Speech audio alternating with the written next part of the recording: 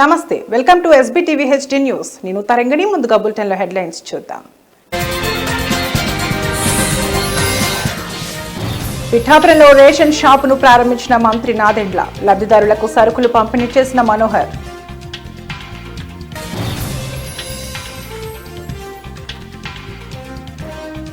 ఆగని రాజన్న కోడెల మృత్యు ఘోష.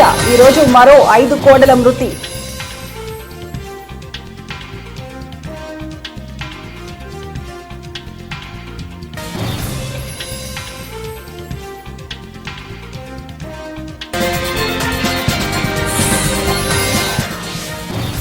తెలంగాణ కబడ్డీ అసోసియేషన్లో నిధులు గోల్మాల్.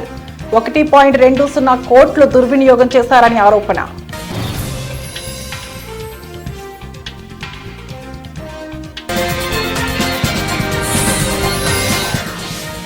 పాక్ గూఢచారికి కేరళ ప్రభుత్వ ఆతిథ్యమా.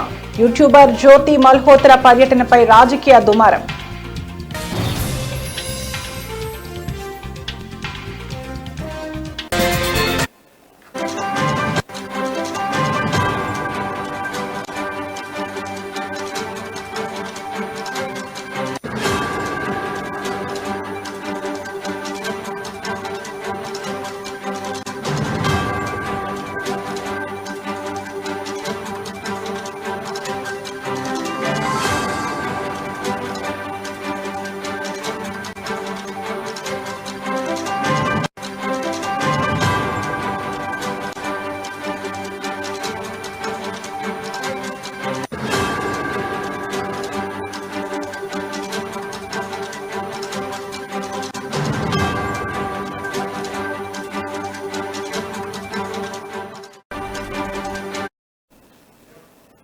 బ్రేకింగ్ న్యూస్ చూస్తున్నాం. రాజన్న సిరిసిల్ల జిల్లా వేములవాడ రాజన్న ఆలయానికి చెందిన తిప్పాపురం గోశాలలో కోడెల మృతులు ఆగకుండా కొనసాగుతుండటంతో ఆగ్రహావేశాలు వెల్లువెత్తుతున్నాయి. గత కొన్ని రోజులుగా తరచూ కోడెలు మృత్యువాత పడుతున్న ఘటనలపై ప్రజలు తీవ్ర అసంతృప్తి వ్యక్తం చేస్తున్నారు. ఈ రోజు ఉదయం కూడా మరో 5 కోడెలు మృతి చెందగా గత 2 రోజులుగా తీసుకుంటున్న చర్యలు ఫలితం లేకుండానే మృతుల సంఖ్య పెరిగిపోతోంది. గోశాల నిర్వహణపై తీవ్ర అనుమానాలు, నిర్లక్ష్య ఆరోపణలు వెల్లువెత్తుతున్నాయి.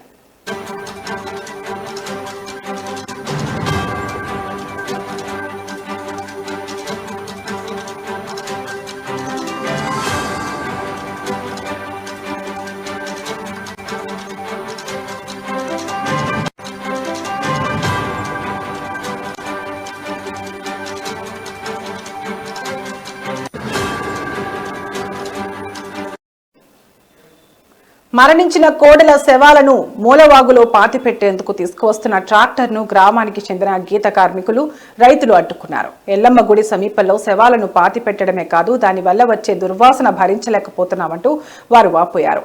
రైతులు మాట్లాడుతూ ఈ గోశాల వల్ల తమ వ్యవసాయ పనులు ప్రభావితమవుతున్నాయని, శవాల వల్ల భూమిలోనూ నీటిలోనూ కలుషితం ఏర్పడుతోందని ఆవేదన వ్యక్తం చేశారు.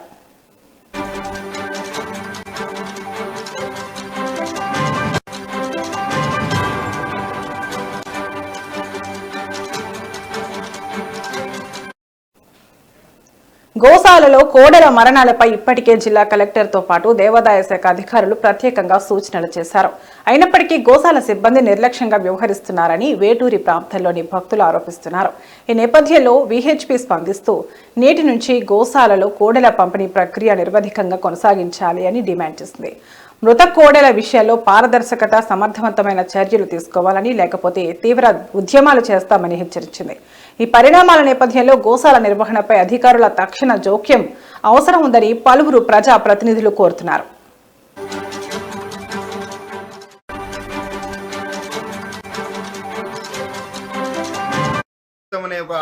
ప్రసిద్ధిగాంచిన సాంప్రదాయం ఈ రాజన్న ఆలయం ఉంది. మరి పేదలు వారి కోరికలు నెరవేరిన వెంటనే మరి కొల్లాలను తీసుకొచ్చి ఈ రాజన్నకు మొక్కులు అప్పచెప్తా ఉంటారు. మరి వాటి సంరక్షణను చూసుకోకుండా అధికారులు మరి నిన్న ఒక 5 కోడలు చనిపోవడం జరిగింది. ఈరోజు 10 కాక చనిపోవడం జరిగింది. మరి ఇంకా తెలియకుండా ఎన్ని కోడలు చనిపోయో తెలియదు. అధికారులు ఉన్నారు. మరి ఈ రాజన్న భక్తులకు ఎలాంటి సౌకర్యం కల్పిస్తారో ప్రజలంతా కూడా అర్థం చేసుకోవచ్చు. మరి కోడ టికెట్ల మీద కోట్ల ఆదాయం వస్తున్నా మరి ఆదాయం ఉన్న శ్రద్ధ ఆ కోడలను రక్షించడంలో ఈ యొక్క ఆలయ అధికారులు మరి వారి యొక్క బాధ్యత ఏందో ప్రజలందరికీ ముందు తెలుస్తూ ఉంది. మరి మీరు గతంలో మరి మంత్రి గారు చెప్పారని చెప్పి, దేవాదాయ శాఖ మంత్రి గారు చెప్పారని చెప్పి కోడెలను కలయబరాలకు తరలించడం జరిగింది. మరి ఎంత ఘోరం! మరి పేదలు వారి ఆత్మ గౌరవంగా మరి రాజన్నకు నెరవేరిన కోడెలను కట్టేస్తే మీరు కలయబరాలకు తరలిస్తే వాటిపై మేము బీఆర్ఎస్ పార్టీ పక్షాన నిలదీస్తే ఇంతవరకు స్పందన లేదు. ఒక్క అధికారి కూడా సస్పెండ్ చేయలేదు. మరి ఇప్పుడు కోడెలను వారి యొక్క ఆదాయం వరకే వాడుకుంటున్నారు తప్ప మరి వాటిని సంరక్షించడంలో ఆలయ అధికారులు విఫలమయ్యారు.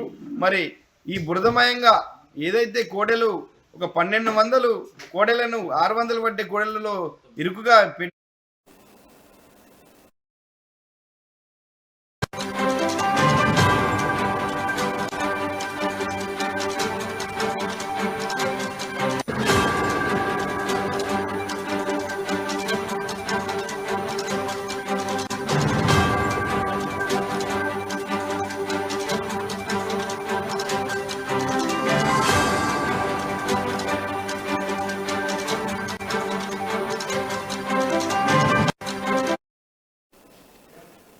Breaking news. ప్రభుత్వం చెప్పిన మేరకు రాష్ట్ర వ్యాప్తంగా ఉన్న మొత్తం 29,796 రేషన్ దుకాణాల్లో సరుకుల పంపిణీ అట్టహాసంగా ప్రారంభమైంది. ఈ మేరకు పిఠాపురంలోని నూకాలమ్మ వీధిలోని గాంధీ బొమ్మ సెంటర్ వద్ద రేషన్ షాప్ ను పౌర సరఫరాలు, ఆహారం, వినియోగదారుల వ్యవహారాల మంత్రి నాదెండ్ల మనోహర్ ప్రారంభించారు. ఈ సందర్భంగా ఆయన మీడియాతో మాట్లాడుతూ రాబోయే రోజుల్లో రేషన్ షాపులను మరింత అభివృద్ధి చేస్తామని తెలిపారు. రేషన్ దుకాణాల వద్ద సీసీ కెమెరాలు ఏర్పాటు చేసి వినియోగదారులకు అన్ని సౌకర్యాలు కల్పిస్తామని పేర్కొన్నారు.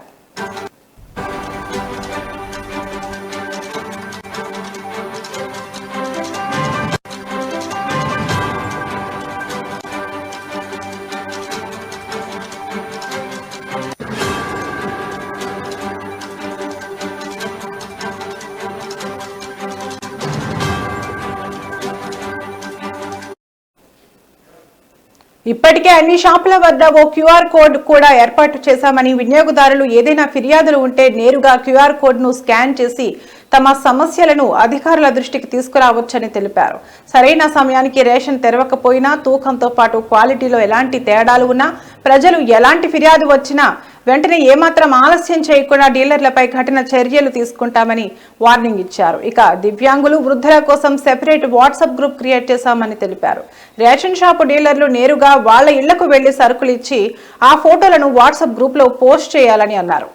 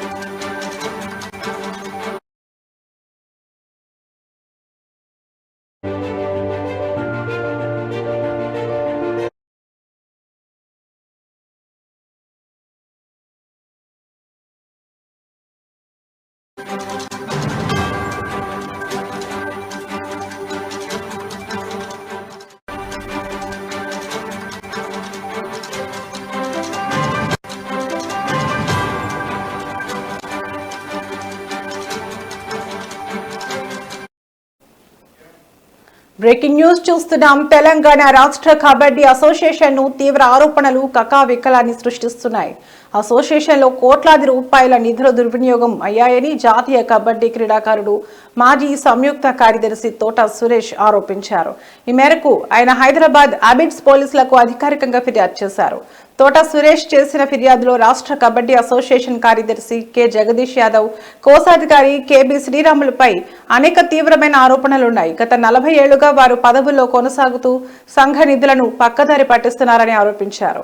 అంతర్జిల్లా కబడ్డీ టోర్నమెంట్ల కోసం ప్రభుత్వం విడుదల చేసిన నిధులను జిల్లా సంఘాలకు పంపకుండా వారు స్వాహా చేశారని సురేష్ పేర్కొన్నారు.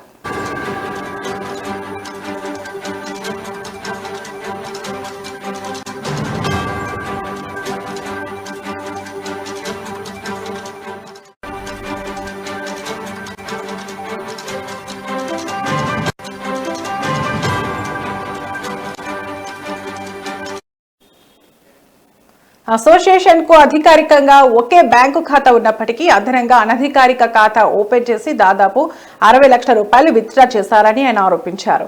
స్పోర్ట్స్ అథారిటీ ఆఫ్ తెలంగాణ అందించిన నిధులను సైతం వీరు దారి మళ్లించారని సురేష్ తెలిపారు. 2021లో సూర్యాపేటలో జరిగిన జూనియర్ నేషనల్ కబడ్డీ టోర్నమెంట్ కోసం విడుదలైన 1.20 కోట్లలో 50 లక్షలను వ్యక్తిగత అవసరాలకు వాడుకున్నారని అన్నారు. ఏజీఎం ఈసీ సమావేశాల నుంచి ముందస్తు అనుమతులు తీసుకోకుండానే సంఘ నిధులను జగదీష్ యాదవ్, శ్రీరాములు ఇష్టారీతిన వాడుకుంటున్నారని ఆరోపించారు.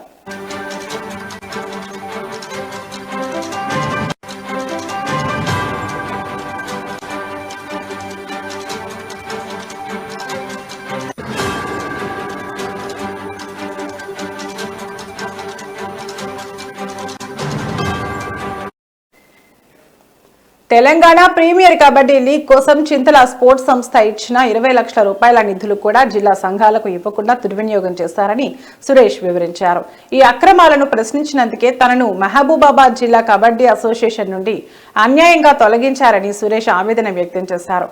తన ఫిర్యాదుతో నిధుల వినియోగంపై పూర్తిస్థాయి దర్యాప్తు జరిపి బాధ్యులపై చర్యలు తీసుకోవాలని ఆయన కోరుతున్నారు.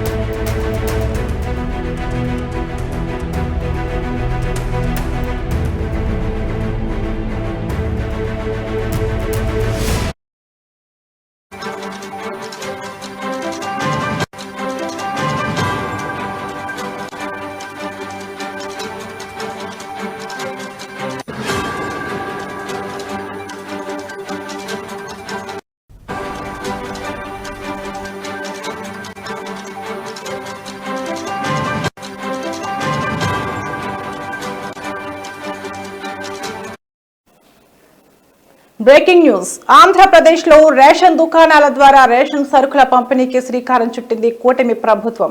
నేడు ప్రజలకు రేషన్ రైస్ పంపిణీ చేశారు. అయితే ఈ వ్యవహారంపై మాజీ సీఎం వైఎస్ జగన్ ఎక్స్ వేదికగా స్పందించారు.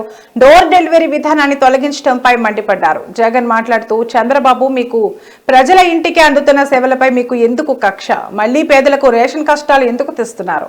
ప్రభుత్వం అంటే మంచి మనసుతో ఆలోచించి ప్రజల అవస్థలను తీర్చాలి. ప్రజలను కష్టపెట్టడం సబబేనా అని ప్రశ్నించారు.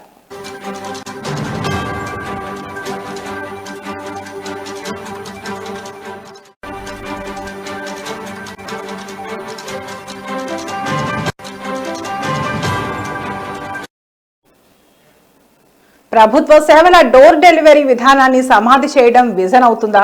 వైసీపీ తీసుకొచ్చిన 9,260 రేషన్ వాహనాలపై ఆధారపడ్డ దాదాపు 20,000 మంది బీసీ, ఎస్సీ, ఎస్టీ, మైనార్టీల పొట్టకొడుతున్నారు. వారి కుటుంబాలను రోడ్డున పడేయడం ఎంతవరకు సమంజసం? ఈ ప్రభుత్వానికి మానవత్వం ఉందా?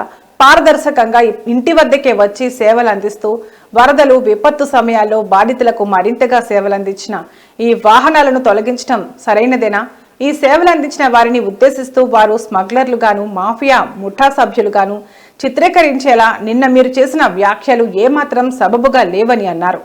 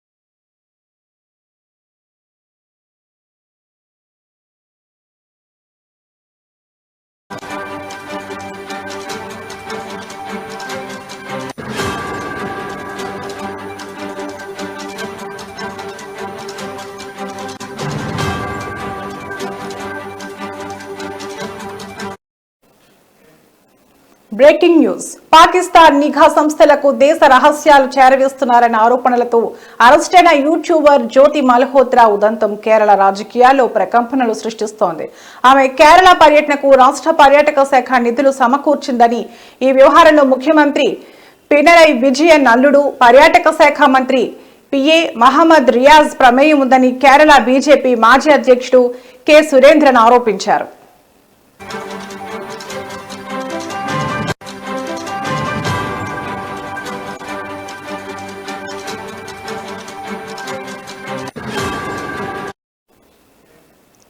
పినరై విజయన్ అల్లుడు రియాజ్ నేతృత్వంలోని కేరళ పర్యాటక శాఖ పాకిస్తాన్ గూఢచారిగా ఆరోపణలు ఎదుర్కొంటున్న జ్యోతి మల్హోత్రా కన్నూర్ పర్యటనకు స్పాన్సర్ చేసింది.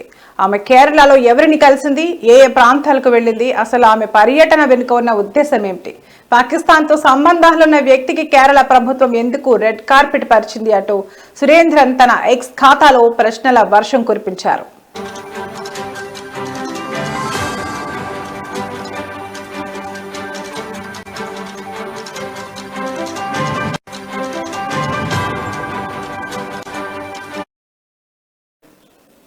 పాకిస్తాన్ నిఘా సంస్థ ఏజెంట్లకు భారతీయ మొబైల్ సిమ్ కార్డులు సరఫరా చేస్తున్నాడన్న ఆరోపణలపై ఖాసిం అనే వ్యక్తిని పోలీసులు ఇటీవల అరెస్ట్ చేశారు. తాజాగా పాకిస్తాన్లోని ఓ వార్తా సంస్థకు ఖాసిం ఇచ్చిన ఇంటర్వ్యూ వీడియో ఒకటి వెలుగులోకి వచ్చింది. ఈ వీడియో ద్వారా ఖాసిం గతంలో పాకిస్తాన్లో పర్యటించినట్లు అధికారులు ధృవీకరించారు.